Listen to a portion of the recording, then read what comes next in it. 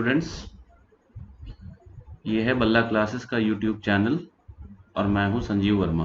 हम लोग आज स्टार्ट कर रहे हैं पुली मास सिस्टम। पुली मास सिस्टम वैसे तो बहुत वास्ट टॉपिक है, बड़ा टॉपिक है, इसमें बहुत कुछ पढ़ने को होता है, स्पेशली आईआईटी वाले लोगों के लिए।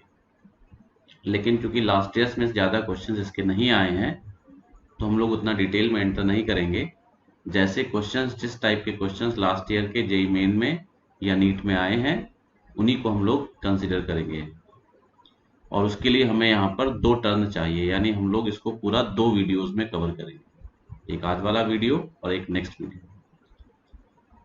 तो इसमें जितने भी शुरू करते हैं इसमें जितने भी केसेस होंगे, जैसा कि डायग्राम आपको दिख रहा है, ये एक सिंपल पुली मास सिस्टम है, स्टैंडर्ड केस है। इसमें एक पुली है, पुली से दो तरफ 2 ब्लॉक लटके हुए हैं और इस पूरे सिस्टम के मोशन को डिस्कस करना है, दोनों ब्लॉक्स के मोशन को डिस्कस करना है। इसको पढ़ने से पहले ये क्लियर कर दें, जैसा कि हेडिंग में आपको दिख रहा है, हम लोग जितने भी केसेस पुली मास सिस्टम के पढ़ेंगे अभी, उन सारे केसेस में एज्यूम करके पढ़ेंगे कि all the threads are massless, यानी जितने भी थ्रेड्स हैं सब मासलेस होंगे, and pulleys are massless and frictionless, और जितनी भी पुलीज होंगी वो मासलेस भी होंगी और फ्रिक्शनलेस भी होंगी। यानी पुली और थ्रेड के बीच में कोई फ्रिक्शन नहीं होगा, सारी पुलीज मासलेस होंगी, सारे थ्रेड्स मासलेस होंगे। और ऐसा होना कोई जरूरी नहीं है, लेकिन लास्ट ईयर्स में जो क्वेश्चन आए हैं उन क्वेश्चंस के बेसिस पर ये कंडीशन हम लोग लेकर चलेंगे तो सारे क्वेश्चंस कवर हो जाएंगे।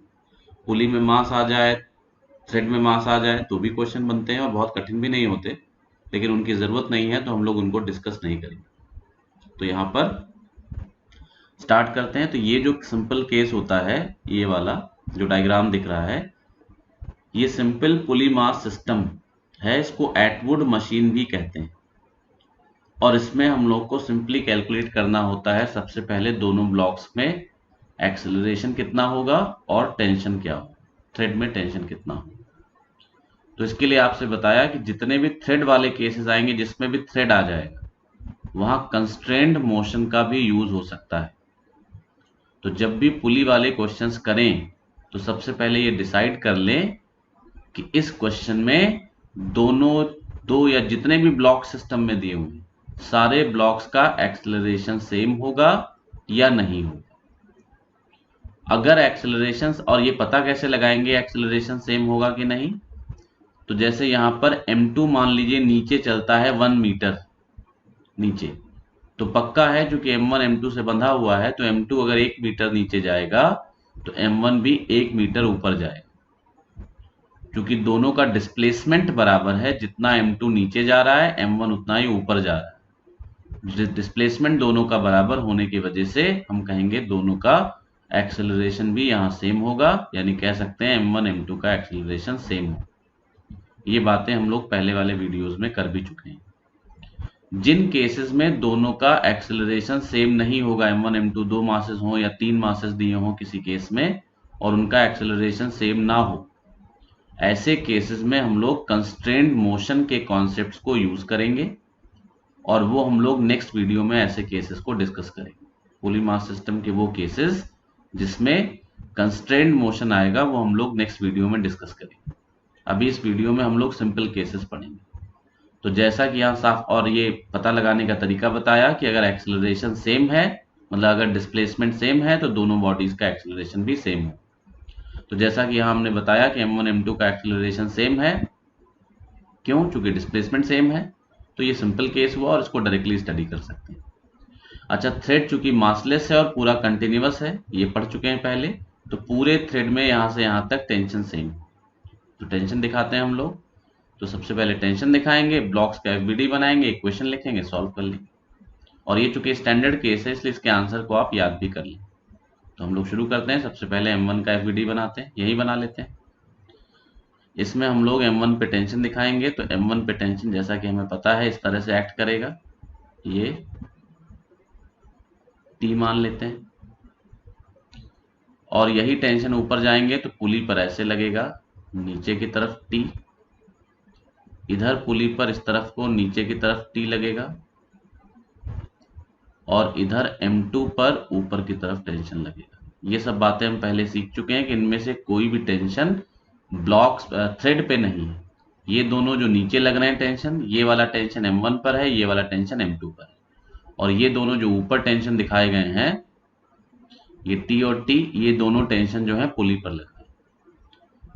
अब M1 का अगर फ्री बॉडी डायग्राम बनाएंगे तो ये M1 ब्लॉक हो गया, इसका FBD बना रहे हैं, इसका पहला फोर्स, इसका वेट M1G, और दूसरा फोर्स इसके ऊपर की तरफ, इस पे टेंशन T लगी, और कोई फोर्स है नहीं। अच्छा, यहाँ ये बताना पड़ेगा क्वेश्चन में कि कौन से ब्लॉक का मास ज्यादा है, उसके अकॉर्डिंगली एक्सेलरेशन का डायरेक्शन होगा। जो भारी होगा वो नीचे चलेगा, जो हल्का होगा वो ऊपर चलेगा। तो मान लीजिए M2 भारी है तो M2 नीचे जाएगा, ये क्वेश्चन में बताया जाएगा कौन भारी कौन हल्का, तो M2 नीचे जाएगा एक्सेलरेशन A से, तो M1 ऊपर जाएगा उसी एक्सेलरेशन A से, इस तरह से। तो अब M1 का एक्सेलरेशन ऊपर की तरफ A है, ये इक्वेशन बनाना हमें ऑलरेडी आता है, T minus M1G equal to M1A, ये एक इक्वेशन बन गई M1 की। अब ऐसे ही M2 का FBD बनाएंगे, तो फॉर M2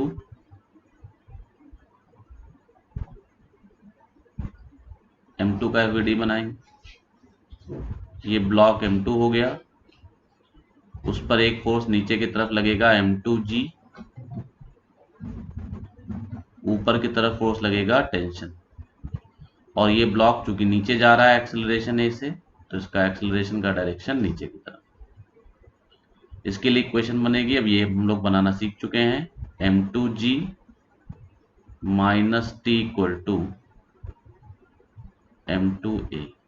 ये इक्वेशन बनाना हम लोग पहले के वीडियोस में सीख चुके हैं, जिन्होंने नहीं देखा वो देख लें और इसको रिवाइज कर लें। अब हमारे पास दो ही अननोन है, A और T। यहाँ पर A अननोन है और T अननोन है, दो अननोन है और दो इक्वेशंस बन गए। दोनों को सॉल्व कर लेंगे, इससे A और T सॉल्व कैसे करेंगे, तो इस तरह की इक्वेशन जब कभी बनती हैं तो इनको सॉल्व करने के लिए हमेशा सबसे आसान तरीका होता है डायरेक्टली इन्हें ऐड कर दीजिए। ऐड करेंगे तो देखिए इसमें प्लस T है इक्वेशन 1 में, और इक्वेशन 2 में माइनस T। ऐड करेंगे ये कैंसिल हो जाएंगे, सॉल्व करके दिखाते हैं। तो एडिंग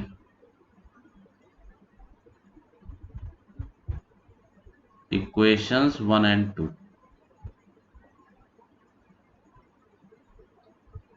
1 और 2 को ऐड करते हैं। ऐड करेंगे तो प्लस T और माइनस T कैंसिल हो जाएगा, इधर माइनस का M1G बचेगा, इधर प्लस का M2G बचेगा। चलिए पहला क्वेश्चन है तो पूरा करके दिखा देते हैं। T minus M1G equals M1A और M2G minus T equals M2A। Add करेंगे तो ये प्लस T और माइनस T ये कैंसिल हो जाएगा, तो ये प्लस T और माइनस T ये कैंसिल हो गया, बचेगा इधर प्लस का M2G, इधर माइनस का M1G, तो ये आएगा M2G माइनस M1G। G हमने कॉमन ले लिया, तो M2 माइनस M1G, और इधर आ जाएगा M1 प्लस M2A, और इससे A की वैल्यू सॉल्व हो गई, M2 minus M1 upon M2 plus M1 into G। और इस तरह से पहला आंसर सॉल्व होकर हम लोगों को मिल गया। इस तरह के सिस्टम का जो एक्सेलरेशन होगा वो ये होगा। तो ये हम लोगों को सॉल्व होकर मिल गया। एक्सेलरेशन आ जाएगा A equal to M2 minus M1 upon M2 plus M1 into G। अब A की वैल्यू किसी भी एक इक्वेशन में पुट कर देंगे, चाहे इक्वेशन 1 में पुट कर दीजिए, चाहे इक्वेशन 2 में पुट कर दीजिए। दो इक्वेशन है आपके पास, चाहे इक्वेशन 1 चाहे इक्वेशन 2, किसी एक में एक वैल्यू पुट कर देंगे A की, तो आपको T सॉल्व हो जाएगा। तो पुट करेंगे, तो putting the value of A in equation 1, मान लीजिए इक्वेशन 1 में पुट कर देते हैं, इक्वेशन 1 पुट कर लेंगे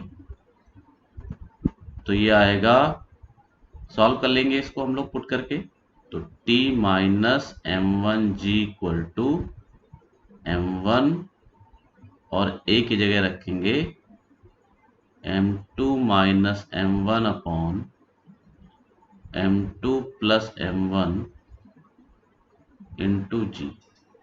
यहां से t सॉल्व हो जाएगा, m1g को उधर ले जाएंगे, m1g कॉमन आ जाएगा, सिंप्लीफाई करेंगे, t सॉल्व हो जाएगा और t सॉल्व होकर आ जाएगा यहां से 2m1 m2 upon m1 plus m2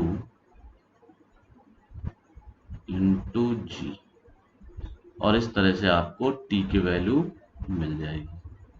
तो ये t हो गया थ्रेड में टेंशन और a हो गया दोनों ब्लॉक्स का एक्सेलरेशन जो इक्वल हो। अब इसके बाद हम लोगों को पूछा जाता है कि पुली पे टोटल कितना टेंशन एक्ट कर रहा है डाउनवर्ड डायरेक्शन में, ब्लॉक्स के द्वारा पुली पर लगने वाला टेंशन। तो ब्लॉक्स के द्वारा पुली पर आप देखिए ये वाला टेंशन जो है ऊपर वाला, ये m1 ने पुली पर लगाया है और ये वाला टेंशन m2 ने पुली पर लगाया है। तो दोनों ब्लॉक्स के द्वारा अगर पुली पे लगने वाला नेट टेंशन निकालना है तो वो हो जाएगा T एंड T ऐड करके 2T, तो वो 2T हो जाएगा। तो उसको भी हम लोग लिख लेते हैं, नेट टेंशन ऑन द पुली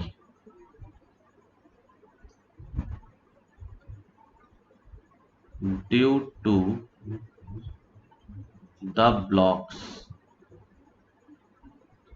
इसको आप नेट टेंशन कहिए या नेट फोर्स कह सकते हैं, net force on the pulley due to the two blocks, तो वो हम कहेंगे नेट टेंशन हो जाएगा या नेट फोर्स हो जाएगा F net equal to T plus T, एक टी पहले वाला पहले ब्लॉक के द्वारा पुली पर, एक टी दूसरा वाला, तो टी प्लस टी, और ये टोटल सॉल्व होकर आएगा 2T।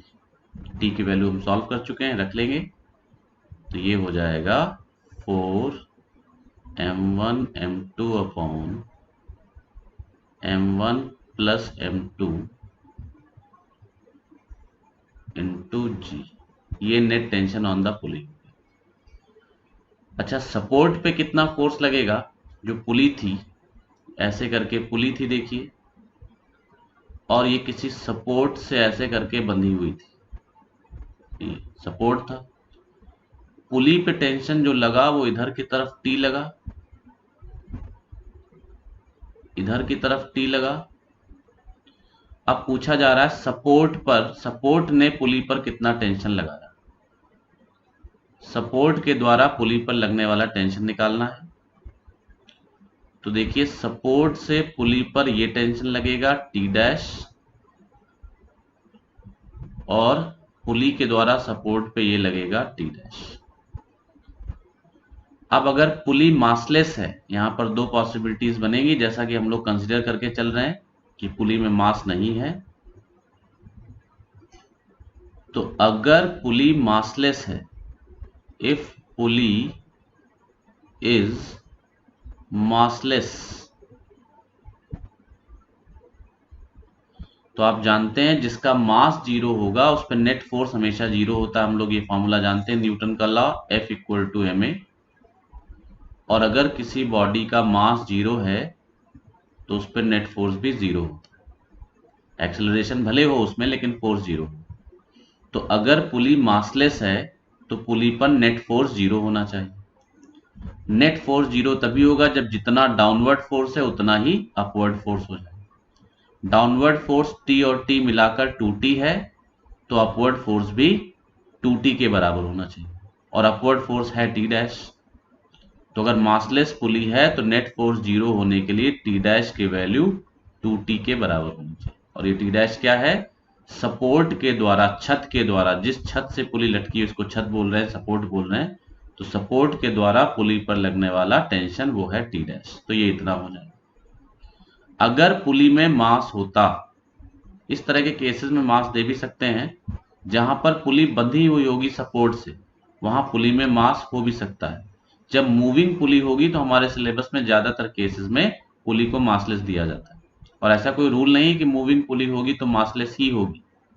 अगर मास है तो क्वेश्चन में देंगे, लेकिन पुराने जो ट्रेंड्स हैं पेपर के, जैसा ट्रेंड रहा है पेपर का, उसके हिसाब से कह रहे हैं कि अगर मूविंग पुली है तो जनरली वो मासलेस ही दी होती है। फिक्स पुली है तो मास हो सकता है। तो pulley has mass, if pulley has mass, तो उस केस में हम पुली को अगर देखेंगे तो पुली पे ऊपर की तरफ टी डैश लगेगा, टी डैश, नीचे की तरफ इधर टी लगेगा, इधर टी लगेगा, और एक फोर्स नीचे की तरफ mg लगेगा, mg। और चूंकि पुली इक्विलिब्रियम में है, रुकी हुई है, तो हम कहेंगे सारे फोर्सेस बैलेंस होंगे। तो बैलेंस करा सकते हैं सारे फोर्सेस को आपस में, और तब टी डैश इक्वल टू होगा टी प्लस mg। तब टी डैश की वैल्यू होगी टी प्लस mg। ये फोर्स हो जाएगा, यानी तब इसकी वैल्यू आएगी 2t प्लस mg। और t की वैल्यू हम सॉल्व कर चुके हैं, जो पहले आई थी 2m1 m2 upon m1 plus m2, वो रख लेंगे तो टी डैश सॉल्व हो जाएगा। ये टी डैश क्या था? सपोर्ट के द्वारा पुली पर या पुली के द्वारा सपोर्ट पे लगने वाला फोर्स। तो इस तरह से ये पुली मास सिस्टम था। अब इसमें कुछ बातें और थोड़ी सी आपको जाननी है कि ये जो आंसर हम लोगों ने निकाला, इसमें अगर पुली का एक्सेलरेशन आपको चाहिए, जैसे ये ब्लॉक्स थे और एक तरफ ये ब्लॉक लटक रहा था m1 और एक तरफ ये ब्लॉक लटक रहा था m2, और ये पुली किसी सपोर्ट से बंधी हुई थी इस तरह से। इधर ब्लॉक 1 का वेट लग रहा था m1g डाउनवर्ड डायरेक्शन में, इधर ब्लॉक 2 का वेट लग रहा था m2g डाउनवर्ड डायरेक्शन में। अब इसमें कहा गया एक्सेलरेशन बताइए। तो हमने जैसा बताया कि अगर मान लीजिए 2 का मास ज्यादा है तो 2 नीचे जाएगा किसी एक्सेलरेशन से, और 1 ऊपर चलेगा उसी एक्सेलरेशन से। जिसका मास ज्यादा होगा वो नीचे और दूसरा ऊपर जाएगा। तो अब अगर मान लीजिए जैसे हमने सॉल्व किया वैसे तो एक्सेलरेशन सॉल्व कर ही सकते हैं, डायरेक्ट तरीका भी है कि इसमें हम कह सकते हैं एक्सेलरेशन होता है directly net supporting force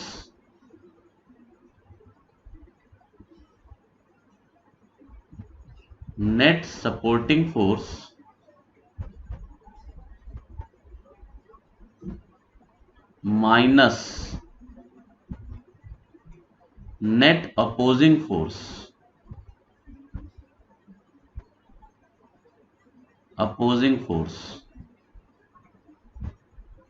divided by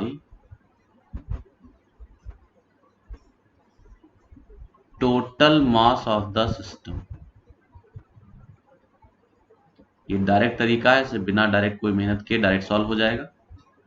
ये क्या है देखिए, ये फॉर्मूला जो आपके सामने लिखा हुआ है, इसको हम तभी अप्लाई कर सकते हैं जब दोनों ब्लॉक्स का एक्सेलरेशन आपस में सेम।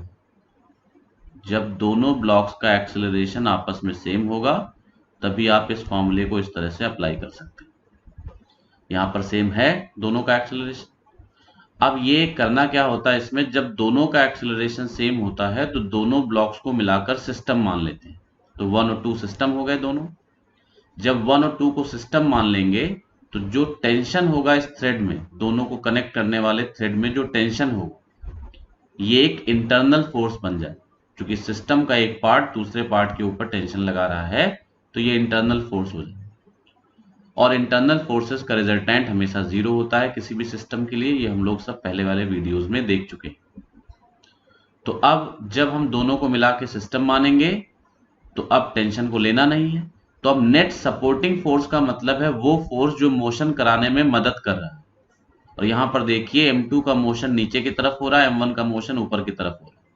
जो M2G फोर्स है ये मोशन में मदद कर रहा है, जिधर M2 का एक्सेलरेशन है उधर ही फोर्स लग रहा है।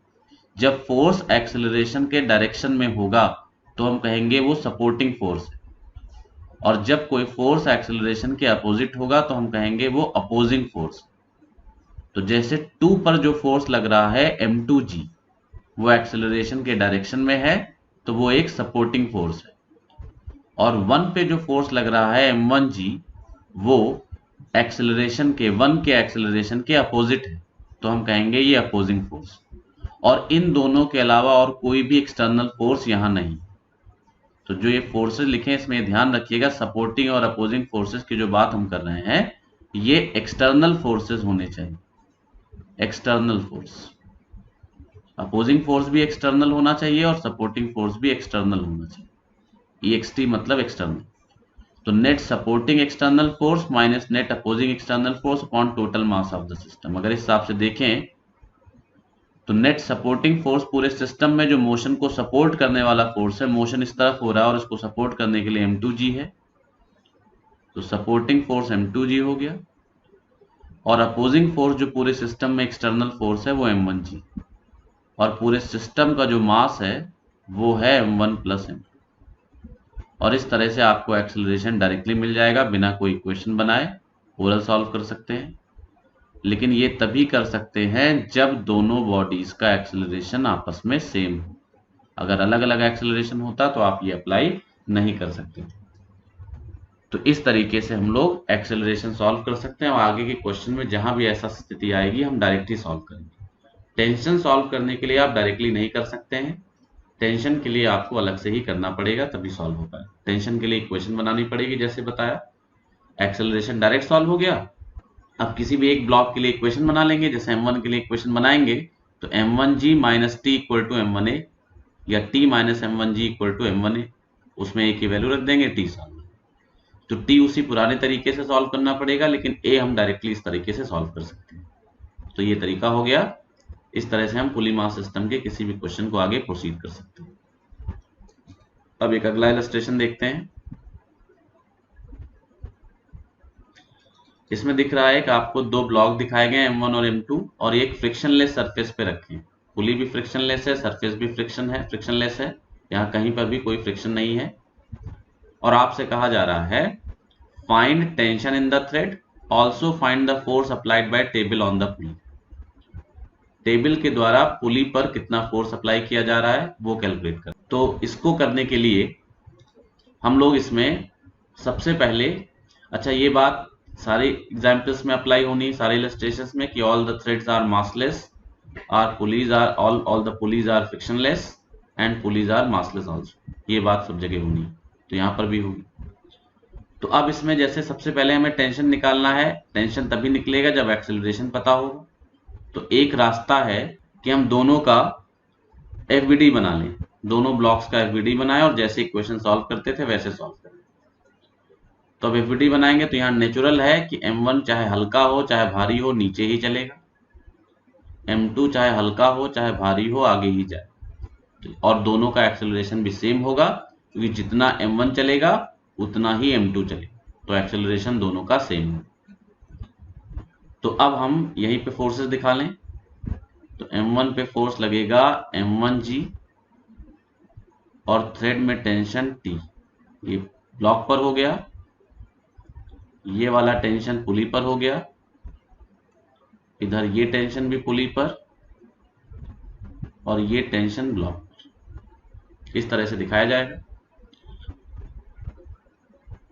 इसके अलावा जो फोर्सेस हमें दिखाने होंगे वो ब्लॉक M2 का वेट आएगा M2G, और इसका नॉर्मल रिएक्शन टेबल की वजह से ब्लॉक पे जो लगेगा वो N। ये इतने फोर्सेस हो जाएंगे। अब जैसे इक्वेशन लिखते हैं वैसे लिखें। तो ब्लॉक M1 में तो सीधा मोशन के लॉन्ग ही सारे फोर्सेस हैं M1G और T। तो M1 के लिए तो इक्वेशन हो जाएगी M1G minus T equal to M1A। एक इक्वेशन। ब्लॉक M2 के लिए इक्वेशन लिखेंगे तो देखिए एक बार याद दिला देते हैं आपको। ये M2 के लिए मोशन का डायरेक्शन हो गया। हम लोगों ने प्रॉब्लम सॉल्विंग स्ट्रेटेजी में पढ़ा था कि जब कई सारे फोर्सेस किसी बॉडी पे लगे और बॉडी का एक्सेलरेशन लिखना हो या उसकी इक्वेशन लिखनी हो तो सारे फोर्सेस को मोशन के अलोंग और मोशन के परपेंडिकुलर रिजॉल्व कर लेते हैं। ये जो N है और M2G ये ऑलरेडी मोशन के परपेंडिकुलर क्योंकि मोशन हॉरिजॉन्टल होना है और N और M2G मोशन के परपेंडिकुलर और T ऑलरेडी मोशन के अलोंग है, ये वाला T मोशन के अलोंग। अब जो कंपोनेंट्स मोशन के परपेंडिकुलर होते हैं उनको बैलेंस करा देते हैं। N और M2G मोशन के परपेंडिकुलर हैं, इनको बैलेंस कराएंगे तो N सीधा सॉल्व हो जाएगा N इक्वल टू M2G। इस N की फिलहाल हमें कोई जरूरत नहीं पड़ेगी क्योंकि फ्रिक्शन होता तो इनकी जरूरत पड़ती है। और जो कंपोनेंट्स मोशन के लॉन्ग हैं इनसे आपको एक्सेलरेशन का इक्वेशन मिले तो मोशन के लॉन्ग यहाँ केवल T है और मास M2 है, एक्सेलरेशन A है, तो इक्वेशन मिलेगी T इक्वल टू M2A। अब ये दो इक्वेशन है, इनको सॉल्व कर लेंगे। सॉल्व करना पहले ही बताया था कि दोनों को ऐड कर देंगे, ऐड करेंगे T कैंसिल हो जाएगा और इससे A डायरेक्टली सॉल्व हो जाएगा। तो मैं डायरेक्टली लिख देता हूं, सॉल्व करेंगे दोनों को तो A आएगा M1G upon M1 plus M2। ये एक्सेलरेशन सॉल्व हो गया।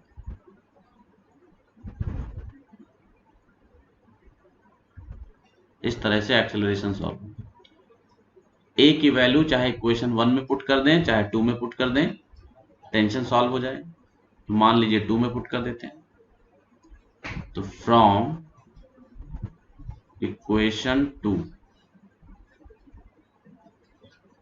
में पुट करेंगे तो टेंशन आएगा M2 इंटू A और A की वैल्यू रखेंगे तो T सॉल्व होकर आ जाएगा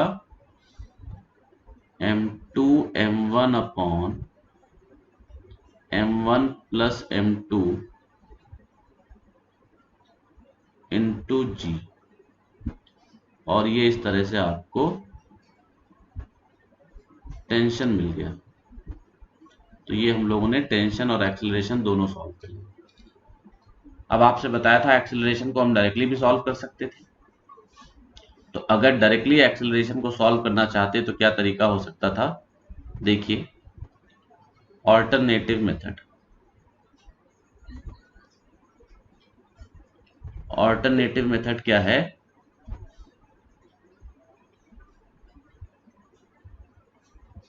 एक्सेलरेशन को सॉल्व करने के लिए जैसा पहले बताया, एक्सेलरेशन आपसे हमने बताया कि जब कभी दोनों बॉडीज का एक्सेलरेशन सेम हो तो एक्सेलरेशन होता है net supporting external force minus net opposing external force upon total mass of the system. Supporting force वो होता है जो एक्सेलरेशन के डायरेक्शन में हो, अपोजिंग फोर्स वो होता है जो एक्सेलरेशन के अपोजिट। एक्सेलरेशन यहाँ नीचे की तरफ है, एक्सेलरेशन के डायरेक्शन में जो फोर्स है वो M1G है, ये सपोर्टिंग फोर्स हो जाएगा। और ये आगे चल रहा है और M2 ब्लॉक पर एक्सेलरेशन के अपोजिट कोई फोर्स नहीं। यहाँ M2G अपोजिंग फोर्स नहीं है चूंकि ये एक्सेलरेशन के अपोजिट नहीं। N जो है ये भी अपोजिंग फोर्स नहीं है चूंकि ये एक्सेलरेशन के अपोजिट नहीं। तो यहाँ अपोजिंग फोर्स है ही नहीं कोई और सपोर्टिंग फोर्स है M1G। तो एक्सेलरेशन होता है supporting force minus opposing force, opposing force है ही नहीं तो 0 upon total mass of the system. ये हो सॉल्व करेंगे तो ये सॉल्व होकर आएगा M1G upon M1 plus M2 और ये वही आ गया जो हम लोगों ने पहले सॉल्व करके निकाला था प्रॉपर इक्वेशन से। हाँ, टेंशन सॉल्व करना है तो दोबारा ये इक्वेशन बनानी पड़ेगी और किसी एक इक्वेशन में एक की वैल्यू रखनी पड़ेगी तभी टेंशन सॉल्व होगा, लेकिन एक्सेलरेशन को डायरेक्टली सॉल्व कर सकते थे। तो पहला पार्ट हम लोग का सॉल्व हो गया, find tension in the thread. अब हमें सॉल्व करना है find the force applied by table on the pulley. Table pulley पर कितना फोर्स अप्लाई करेगा ये सॉल्व करने के लिए आगे देखते हैं डायग्राम। देखिए ये पुली हो गई पुली का मास मान लीजिए दिया हुआ है, यहां पर पुली को अगर मासलेस ना लें, मासलेस लेते हैं तो क्या होगा, मास नहीं लेंगे, मास जीरो ले लेंगे। तो हम लोग मास लेके कर लेते हैं, फिर मासलेस होगी तो m0 करा देंगे। फिक्स पुली में मास दिया जा सकता है। तो पुली का एफबीडी बनाए तो पहला फोर्स पुली का वेट, फिर टेंशन लग रहे हैं दो, एक टेंशन इस तरफ लग रहा है T और एक टेंशन इस तरफ लग रहा है T, ये दो टेंशन हो गए। इसके अलावा पुली पर नॉर्मल रिएक्शन टेबल की वजह से नॉर्मल रिएक्शन लगेगा, रिएक्शन फोर्स लगेगा। और चूंकि टेबल का कोना नुकीला होगा, शार्प होगा, तो नॉर्मल रिएक्शन का डायरेक्शन हम एग्जैक्टली पता नहीं लगा सकते वो कैसे हो। और जहां भी ये प्रॉब्लम हो वहां पर हमेशा हम लोग नॉर्मल रिएक्शन को NX और NY हॉरिजॉन्टल और वर्टिकल कंपोनेंट्स में ऐसे दिखाएंगे। अब जिधर डायरेक्शन होनी होगी वो अपने आप सॉल्व होकर आपको मिलेगी। तो ये NX और NY नॉर्मल रिएक्शन हो गए। तो इस तरह से mg t ये सारे फोर्सेस होंगे। अब चूंकि पुली इक्विलिब्रियम में है तो सारे फोर्सेस बैलेंस होंगे। हॉरिजॉन्टल फोर्सेस को बैलेंस कर देंगे और वर्टिकल फोर्सेस को बैलेंस कर देंगे। तो NX T को बैलेंस करेगा, तो NX इक्वल टू T हो जाएगा। और T हम लोगों ने पहले सॉल्व कर रखा है, वो आया था m1 m2 upon m1 plus m2 into G। ये हो गया NX की वैल्यू। NY के लिए यह है अपवर्ड फोर्स NY है और डाउनवर्ड में mg और T है। तो वर्टिकल फोर्सेस को बैलेंस कराएं, ये तो NX की वैल्यू हो गई।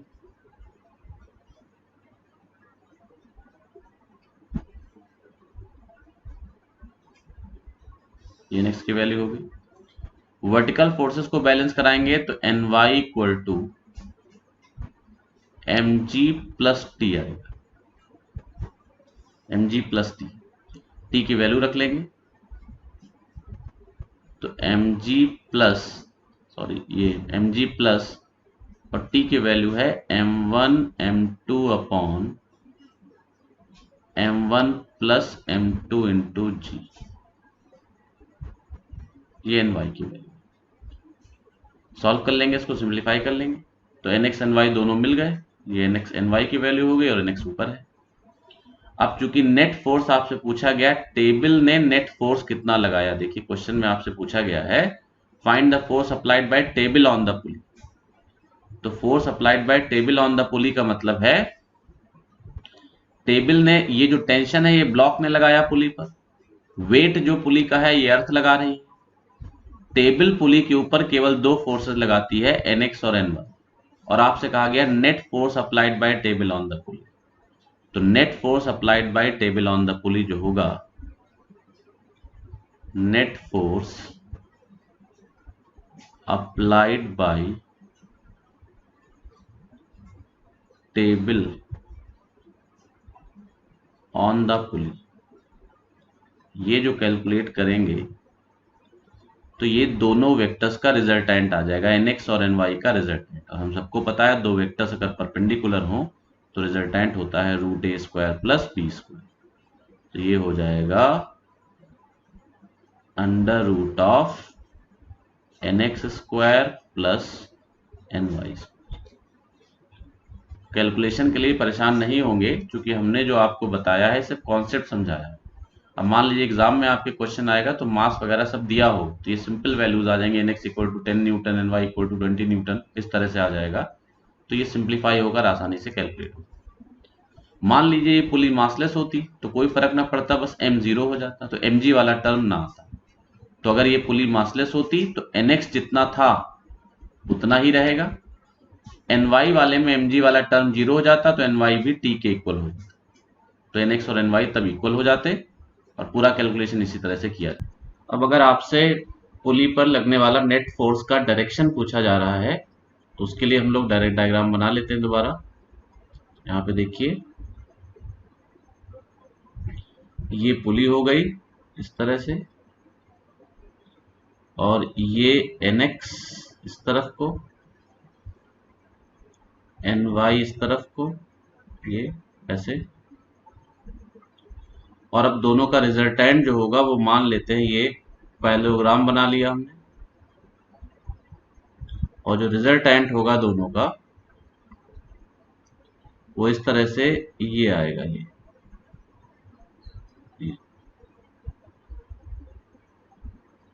ये रिजल्टेंट आ जाएगा। इसको एन नॉट या कुछ भी मान लेते हैं, एन नॉट, ये रिजल्टेंट आ गया। तो ये जो एन नॉट की वैल्यू है ये तो सॉल्व होकर आ गई, under root N X square plus N Y square. अब अगर पूछा जाए कि ये रिजल्टेंट फोर्स हॉरिजॉन्टल से या वर्टिकल से कितना एंगल बनाता है, ये एंगल अल्फा सॉल्व करने को दे दिया जाए, तो राइट एंगल ट्राइंगल है, एंगल सॉल्व हो जाएगा। यहाँ से tan alpha equals N Y upon N X, यहाँ एन वाई और एन एक्स की वैल्यू रख लेंगे और इससे आपको अल्फा की वैल्यू सॉल्व हो जाएगी। क्वेश्चन आएगा तो एन वाई एन एक्स सब आसानी से सॉल्व हो जाएंगे और यहाँ वैल्यू रखकर अल्फा निकल आएगा। तो इस लेक्चर में हम लोग यहीं तक रखते हैं, बाकी नेक्स्ट लेक्चर में हम लोग कंस्ट्रेंट मोशन वाले पुली मास सिस्टम के क्वेश्चंस देखेंगे। तो उसको रिवाइज कर लीजिए, पुराने वीडियोस देख लीजिए, फिर नेक्स्ट लेक्चर के लिए प्रिपरेशन करिए। Okay, thank you.